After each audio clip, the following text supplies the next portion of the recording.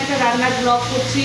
তো বাজারে গেছিলাম, বাজার থেকে আসলাম, এসে আমার সব কিছু জোগাড় করে একা হাতে রান্না, বুঝতে পারছেন। তো আজকে আমি কী কী রান্না করছি আপনাদের সঙ্গে শেয়ার করবো।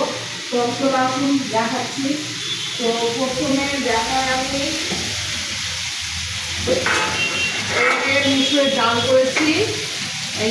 ডাল করেছি, আর পেঁয়াজ, শুকনো লঙ্কা, রসুন সবগুলো দিয়ে করেছি। আর এই যে ঢেঁকি শাক আলু দিয়ে ভেজেছি। আর এই যে আলু সিদ্ধ করে রেখেছি, পেঁয়াজ ভেজেছি, শুকনো লঙ্কা ভেজেছি, এটা মাখবো। আর এই যে কপির ডাঁটা আছে, কপির ডাঁটা দিয়ে পটল আলু ঝিঙ্গা দিয়ে কপির ডাঁটা পটল আলু ঝিঙ্গা দিয়ে রান্না করছি, চচ্চড়ি করবো।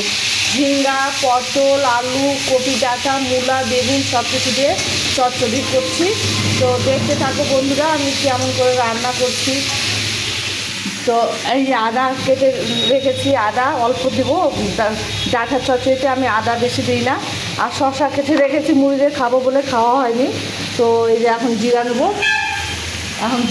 এই যে জিরা পোটা, কাঁচা লঙ্কা কিনে দিয়েছি। তো জিরাটা বেটে নেবো, জিরা আদা একটুখানি দেবো, বেশি দেবো না। আমি কপি ডাঁটার চচ্চড়িতে বেশি দিই না। আর এমনি অন্য ডাঁটার চচ্চড়ি করে বেশি দিই। তো এগুলো বেটে নেই, একটু গ্যাসে আস্তে করে দিই, লেগে যাচ্ছে। তো এগুলো পাতা হয়ে গেলে এটা মশলা দিয়ে ভেজে নেবো ভালো করে। তো এই যে বাড়ছি, বেটে নিয়ে একদম দিব, দেওয়ার পরে একটু শসা বেটে নেবো, অল্প একটু, শুধু শসা দেবো, পোস্ত দেবো না। তো একটু বেটে নিই। তো বন্ধুরা সাথে থাকো, দেখতে থাকো কেমন করে কী করছি। হয়তো আপনাদের কেমন লাগবে জানি না।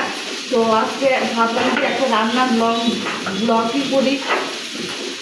দেখুন বন্ধুরা, আমি তো এডিট করতে জানি না, এডিট করতে পারি না, তাই আমি এডিট করি না। আমি যেমন পারি তেমনই পারি। তো এডিট করাটা অনেক চেষ্টা করছি, আমি পারি না। তো অনেক চেষ্টা করলাম, করার পর পারছি না, কী করবো বলুন। যা পারি তাই। আপনাদের ভালোবাসা থাকলে আর আপনাদের আশীর্বাদ থাকলে অবশ্যই আপনাদের হাত ধরে কোনো না কোনো জায়গা পৌঁছাতে পারবো আমি। আপনাদের হাত ধরে কোনো না কোনো জায়গায় পৌঁছাতে পারবো। আপনারা যদি সহযোগিতা করেন, আপনারা যদি ভালোবাসা দেন, অবশ্যই আপনাদের হাত ধরে আমি এগোতে পারবো। তাই আপনাদের সবসময় ভালোবাসা চাই, বুক ভরা ভালোবাসা। বন্ধুরা অবশ্যই একটু ভালোবাসা দিয়ে সহযোগিতা করবেন। এই যে আদা জিরা বেটে নিলাম, আদা জিরা বাটা হয়ে গেলে এবার আমি সরষা বেটে নেবো। এটা দিয়ে নিই, যাওয়ার পরে সরষা বেটে নেবো। এই যে দিয়ে দিলাম, এবার আমি একটু ভেজে নিয়ে জলে ঢেকে রাখবো। তারপরে আমি তো ফুলকপির ডাঁটা আমি নষ্ট করি না, এই কারণে আমার খুব ভালো লাগে, ভীষণ প্রিয় ফুলকপি ডাঁটা। চচ্চড়ি খেতে আমার খুব ভালো লাগে, মিশানোর চচ্চড়ি খেতে খুবই ভালো লাগে। তো কেমন হচ্ছে রান্নাটা একটু দেখুন। এই যে জল দিয়ে নিলাম,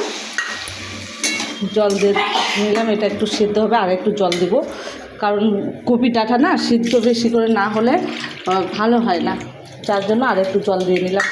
এই যে অনেকগুলো জল দিয়ে